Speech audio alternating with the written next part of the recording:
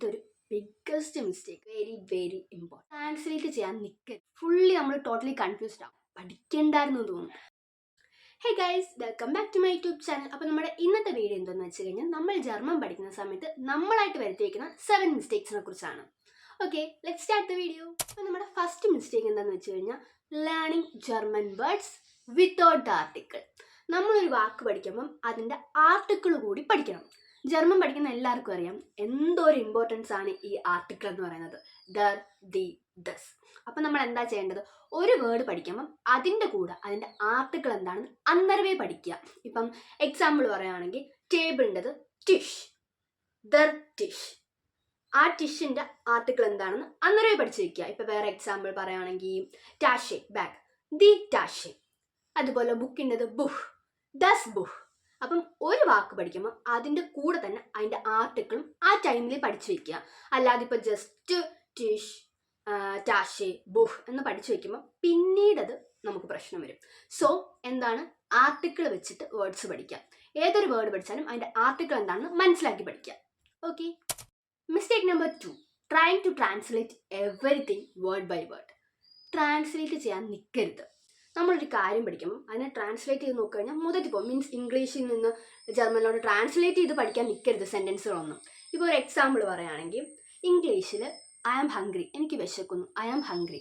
പക്ഷേ ജർമ്മനിൽ വരുമ്പം ഇഷ് ഹാബെ ഹുങ്കർ. അപ്പോൾ അവിടെ എന്തോ പറ്റുന്നതെന്ന് അറിയോ? നമ്മളിത് ട്രാൻസ്ലേറ്റ് ചെയ്ത് നോക്കുമ്പം ഹാബെ എന്ന് പറയുമ്പം ഹാവ് ആണ് വരുന്നത്. അപ്പോൾ നമ്മൾ മിസ്റ്റേക്ക് ഫുള്ളി നമ്മൾ ടോട്ടലി കൺഫ്യൂസ്ഡ് ആവും. സോ ഇംഗ്ലീഷിൽ നിന്ന് ട്രാൻസ്ലേറ്റ് ചെയ്ത് പഠിക്കുകയും ചെയ്യരുത്. Next one, mistake number 3, focusing only on grammar. Grammar മാത്രം പഠിക്കാൻ നിൽക്കരുത്. കാരണം ചില സമയത്ത് ഗ്രാമർ ഇങ്ങനെ പഠിക്കുമ്പോൾ ജർമ്മൻ വേണ്ട, പഠിക്കണ്ടായിരുന്നു എന്ന് തോന്നും. സോ ജർമ്മനിൽ ഗ്രാമർ മാത്രം ഫോക്കസ് ചെയ്യരുത്. നമുക്കറിയാം ജർമ്മനിൽ ഗ്രാമർ പക്ക ഇമ്പോർട്ടൻ്റ് ആണ്. പക്ഷേ ഗ്രാമറിന് മാത്രം ഫോക്കസ് ചെയ്ത് പഠിക്കരുത്. ഇപ്പോൾ നമ്മൾ എന്തെങ്കിലും സ്പീക്ക് ചെയ്യുന്ന സമയത്ത് ഗ്രാമർ മിസ്റ്റേക്ക് വരാം. ഇപ്പോൾ ഗ്രാമർ കംപ്ലീറ്റ്ലി അറിഞ്ഞെന്ന് പറഞ്ഞ് സ്പീക്കിംഗ് കറക്റ്റ് ആവുന്നില്ല.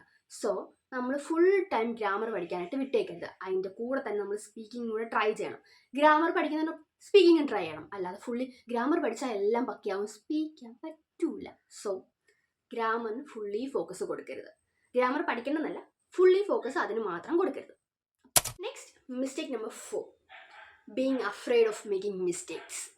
ഇതെനിക്കുള്ളൊരു കാര്യമായിരുന്നു. നമ്മൾ സംസാരിക്കാൻ നേരം മിസ്റ്റേക്ക് വരുമോ, എഴുതാൻ നേരം മിസ്റ്റേക്ക് വരുമോ, പേടിക്കരുത്. കാരണം നമ്മൾ പുതിയൊരു ലാംഗ്വേജ് പഠിക്കുവാണ്. ഇത്രയും നാൾ മലയാളം ഇംഗ്ലീഷും ഒക്കെ സംസാരിച്ചിട്ട് പുതിയൊരു ലാംഗ്വേജ് പഠിക്കുമ്പോൾ ഉറപ്പായിട്ടും മിസ്റ്റേക്ക് വരും. സോ മിസ്റ്റേക്ക് ഉണ്ടാവുമെന്ന് പറഞ്ഞിട്ട് ട്രൈ ചെയ്യാതിരിക്കരുത്, പേടിക്കുകയും ചെയ്യരുത്, അഫ്രൈഡ് ചെയ്യുകയും ചെയ്യില്ല. ഞാനൊക്കെ ജർമ്മൻ ലാംഗ്വേജ് എങ്ങനെ പഠിച്ചതെന്ന് എനിക്ക് തന്നെ അറിയത്തില്ല. സോ പേടിയേണ്ട ആവശ്യമില്ല. നിങ്ങൾ ട്രൈ ചെയ്യണം, മാക്സിമം ട്രൈ ചെയ്യുക. പേടി, അഫ്രൈഡ്, ആ ഒരു സാധനം മനസ്സിനടുത്ത് കളയുക. ഇതാണ് 4th മിസ്റ്റേക്ക് നിങ്ങളുടെ. അടുത്തത് mistake number 5, learning to many words at once. ഇത് സംഭവം എന്താണെന്ന് വെച്ച് കഴിഞ്ഞാൽ നമ്മൾക്ക് ഈ ജർമ്മൻ പഠിക്കാനുള്ള ഒരു ത്വര ഇങ്ങനെ വന്നിരിക്കുന്ന സമയത്ത് യൂട്യൂബിലൊക്കെ ഇങ്ങനെ കുറേ വീഡിയോ വരും. ഒറ്റ ദിവസം കൊണ്ട് 100 വേർഡ്സ് പഠിക്കാം. അങ്ങനെ പഠിക്കരുത്.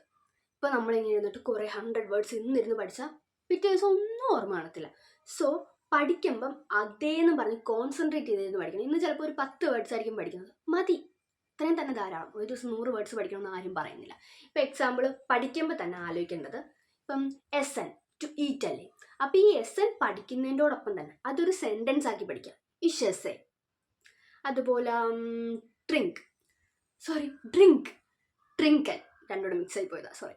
അപ്പം ഇഷ് ഡ്രിങ്കെ വാസർ.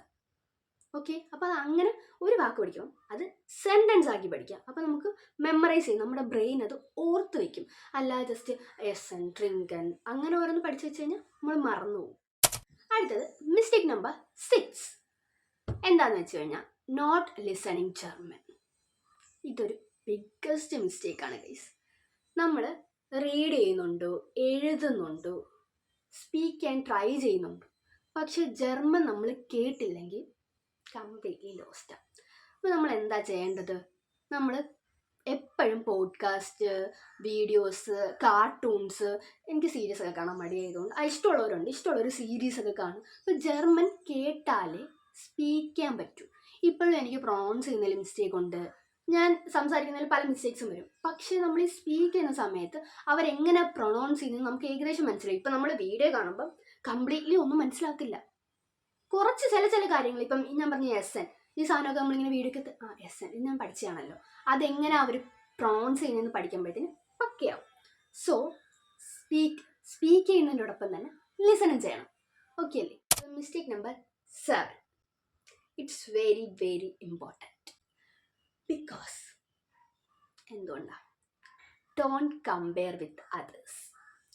ഇപ്പം നമ്മൾ ജർമ്മൻ പഠിക്കുന്ന സമയത്ത് നമ്മുടെ കൂടെ ഉള്ളവരൊക്കെ ഗ്രാമർ ക്വിക്ക്ലി പഠിച്ചെടുക്കും. അപ്പം നമ്മൾ ആലോചിക്കും നമ്മളെ കൊണ്ട് പറ്റുന്നില്ലല്ലോ, അതെന്തുകൊണ്ട്? ചിലപ്പം അപ്പുറത്തിരിക്കുന്ന ആൾ നല്ല രീതിയിൽ സ്പീക്ക് ചെയ്യും, പക്ഷെ നമ്മൾ നല്ല രീതിയിൽ റൈറ്റ് ചോദിക്കുക, നമ്മൾ മൈൻഡ് ചെയ്യത്തില്ലായിരിക്കും. അതുകൊണ്ട് ആരെയും അങ്ങോട്ടും ഇങ്ങോട്ടും കമ്പയർ ചെയ്ത് ഓരോരുത്തർക്കും ഓരോ രീതി. ചിലർ പതുക്കെ പഠിച്ചെടുക്കും, ചിലർ ഭയങ്കര സ്പീഡിൽ പഠിച്ചെടുക്കും. സോ ഇത് മെയിനായിട്ട് ആലോചിച്ച് വെച്ചു. നമ്മൾ ആരെയും അങ്ങോട്ടും ഇങ്ങോട്ടും കമ്പയർ ചെയ്താൽ പഠിക്കാൻ പറ്റത്തില്ല. നമുക്ക് ടെൻഷനോ, അയ്യോ എനിക്കത് പഠിക്കാൻ പറ്റത്തില്ലല്ലോ, അവരത് പഠിക്കണമല്ലോ. സോ കമ്പയറിങ് സ്റ്റോപ്പ് ചെയ്യുക. അപ്പം ഇതെത്രയാണ് 7 മിസ്റ്റേക്സ്. കേട്ടപ്പം സില്ലി സംഭവങ്ങൾ, പക്ഷെ ഇത് അവോയ്ഡ് ചെയ്യണം. അപ്പം ഇന്നത്തെ വീഡിയോ ഇത്രയേ ഉള്ളൂ. ജസ്റ്റ് വലിയ കാര്യങ്ങളൊന്നുമില്ല, ജസ്റ്റ് ചില കാര്യങ്ങൾ, ഈ കാര്യങ്ങളൊക്കെ അവോയ്ഡ് ചെയ്യണം. സ്റ്റാർട്ടിങ്ങിലേ അവോയ്ഡ് ചെയ്താൽ അത്രയും നല്ലത്. സോ ഇനി വല്ല വീഡിയോസൊക്കെ വേണമെങ്കിൽ സജഷനിൽ പറയാം.